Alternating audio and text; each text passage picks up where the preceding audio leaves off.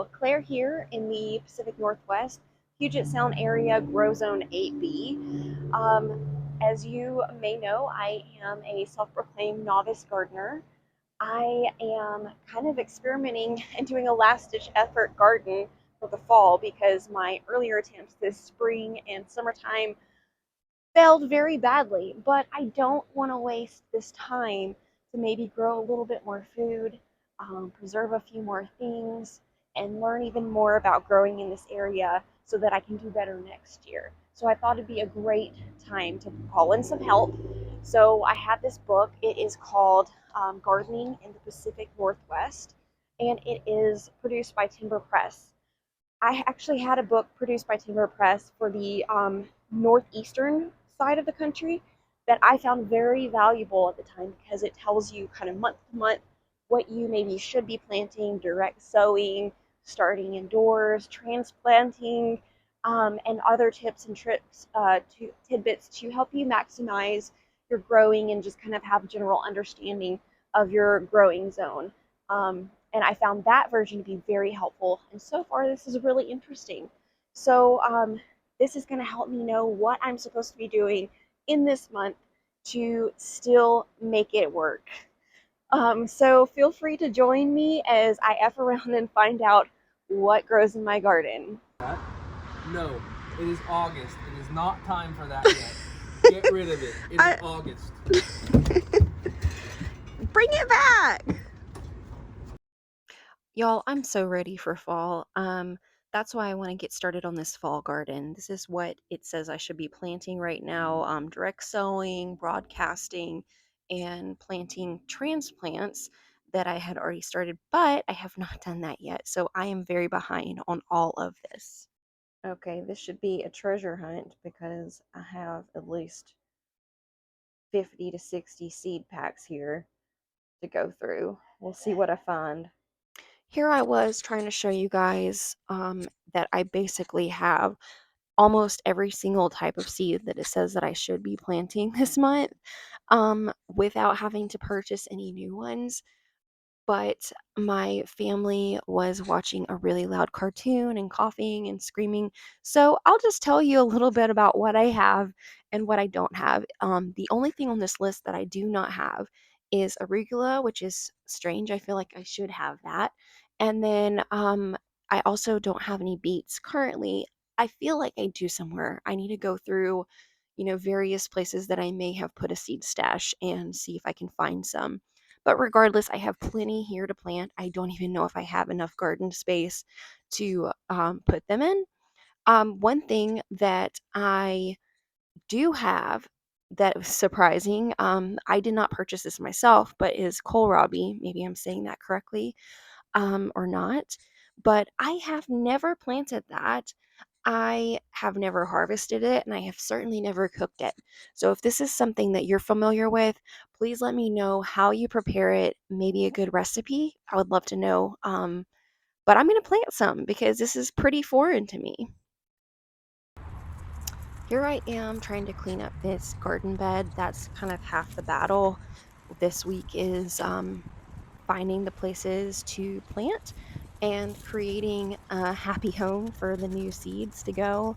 I'm thinking that I'm going to plant some peas and beans, maybe some carrots in this little 4x4 square foot garden. I'm just over here kind of trying to get all the little weeds that came up in it not to overrun and just kind of trying to loosen the soil a little bit. I'll probably put some fertilizer, some compost, something in there to kind of amend it a little bit before I get to planting, but just wanted to make it a nice, cozy space. All right, I wanted to document what I'm planting in here because I always forget. I think this is why gardeners have garden journals, but I didn't have enough forethought for that. So I'm planting carrots and onions and bees and peas and nasturtium. And some of the packages I had didn't have suggested seed spacing. So I know some things kind of off the top of my head, but it's going to be a pretty tight garden spot in this kind of 4x4 square foot garden area. but I'm excited to see what comes up. I wanted to show you guys my cute little chickens. They're having a summertime treat. It's been a really hot couple of days, and they are loving having some cold watermelon. These guys are so spoiled, but I love them. They bring me so much joy, and they're just so darn cute. And the eggs definitely are such a blessing. So in this garden bed, I'm just trying to clear out all the weeds. And also I have my trusty garden partner here. His name's Firefly, and he is practically my shadow. I'm just tearing up, or I should say, just kind of trying to loosen up the soil, throw any rocks out that I find, get this ready to put some seeds in, and have it start producing some food, hopefully. In this bed, I'm going to be planting some kale. Here's my cat again.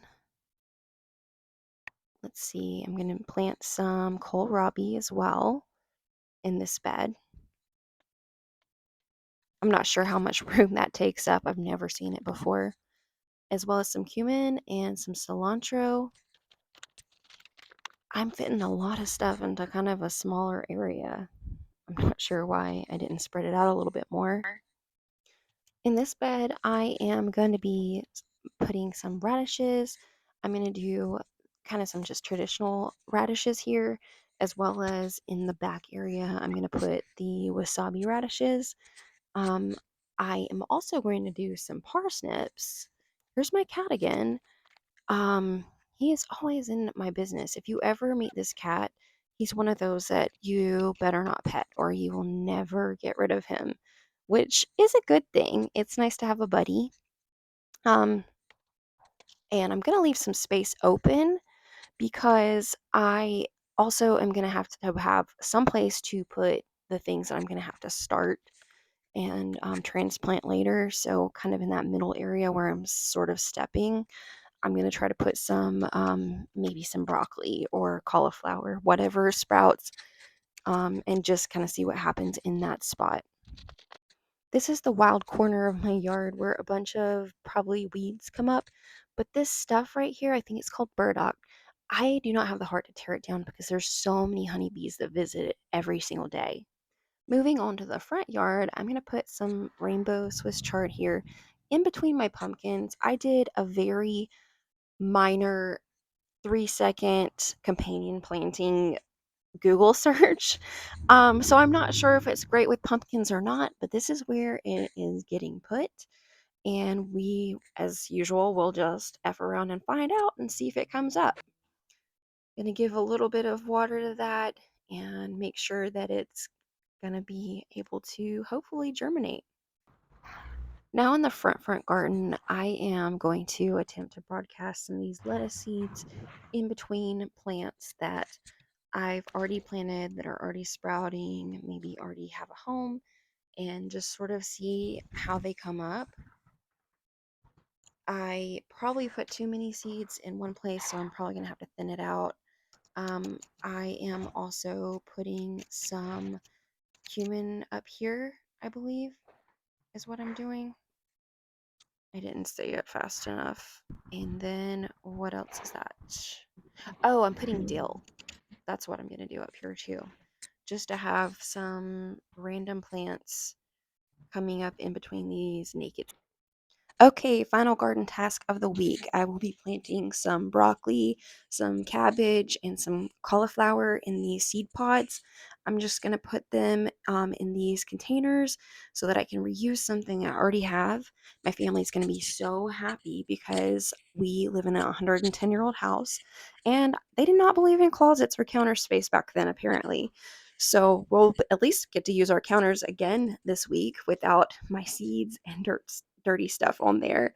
And they're going to live on the back windowsill and get some sunlight and a peek at the outdoors. And hopefully they'll sprout. So come back next week to see.